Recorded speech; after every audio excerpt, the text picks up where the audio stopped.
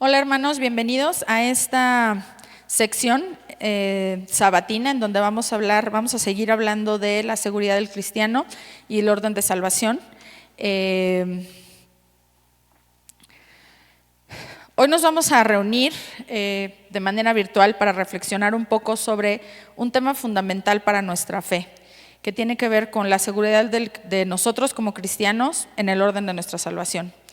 Y bueno, en un mundo en el que estamos tan llenos de incertidumbre, donde hay tantos cambios, es muy importante que nosotros estemos muy aferrados y muy conscientes de la promesa de la seguridad que Dios nos ofrece a través de todo lo que encontramos en su palabra. Entonces, vamos a comenzar recordando las palabras del apóstol Pablo, que nos dijo en Gálatas 3:13, en donde nos dice: Cristo nos redimió de la maldición de la ley, haciéndose maldición por nosotros. Y es aquí donde podemos ver el primer paso en el orden de la salvación, que es la redención a través del sacrificio de nuestro Señor Jesucristo en la cruz. El día de ayer, viernes, recordamos las 7 palabras y lo que Él hizo y cómo consumó parte de su obra o su obra en la cruz. Entonces, el día de hoy estamos recordando qué fue lo que hizo cuando estuvo en la tumba, ¿no? Su muerte nos libró del peso del pecado y nos otorga la oportunidad de vivir en comunión con Dios.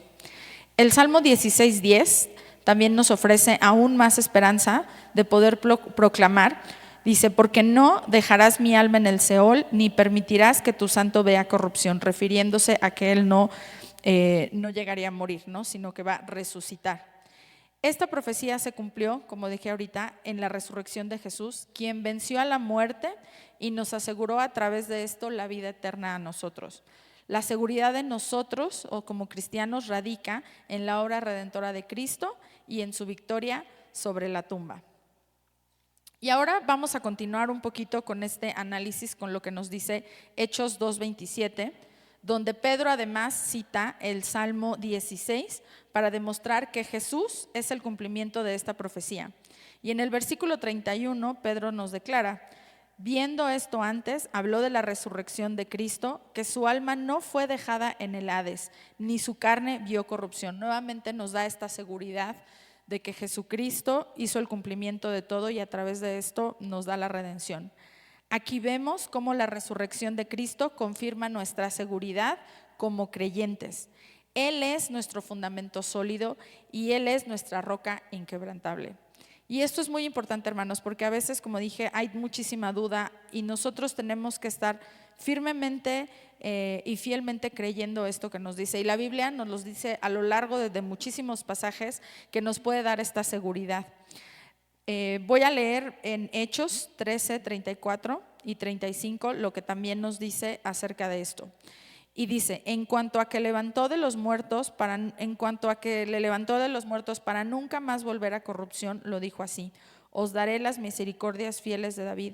Por eso dice también en otro salmo: no permitiré que tu santo vea corrupción, porque a la verdad David, habiendo servido a su propia generación según la voluntad de Dios, durmió y fue reunido con sus padres y vio corrupción. Mas aquel a quien Dios levantó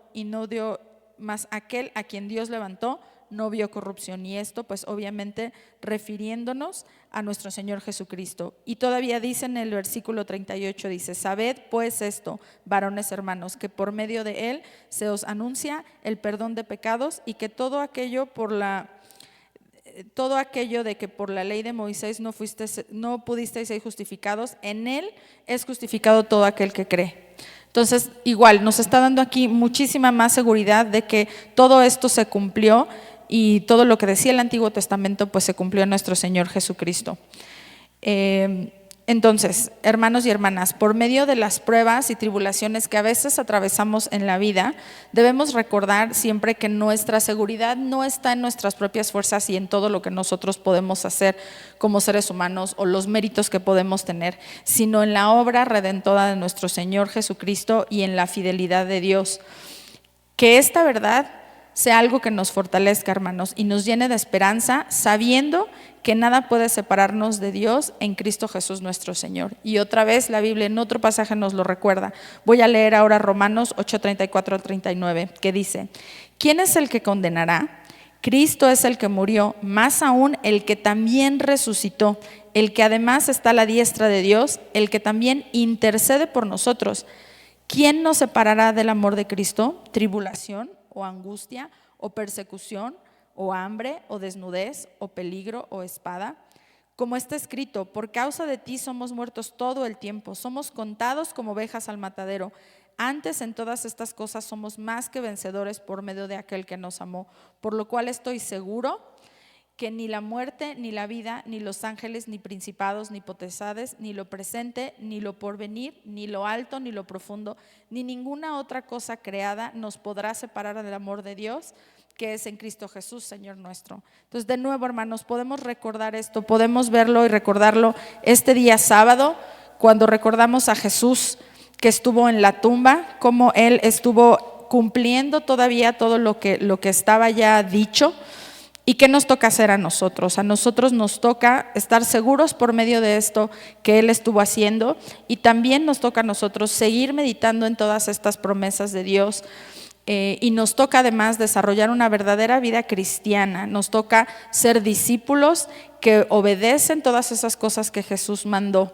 Y esta obediencia tiene que mostrarse en los frutos del Espíritu Santo y tiene que ser evidente en nuestra vida. Entonces, Jesús hizo su obra, Jesús ya nos dio esta seguridad.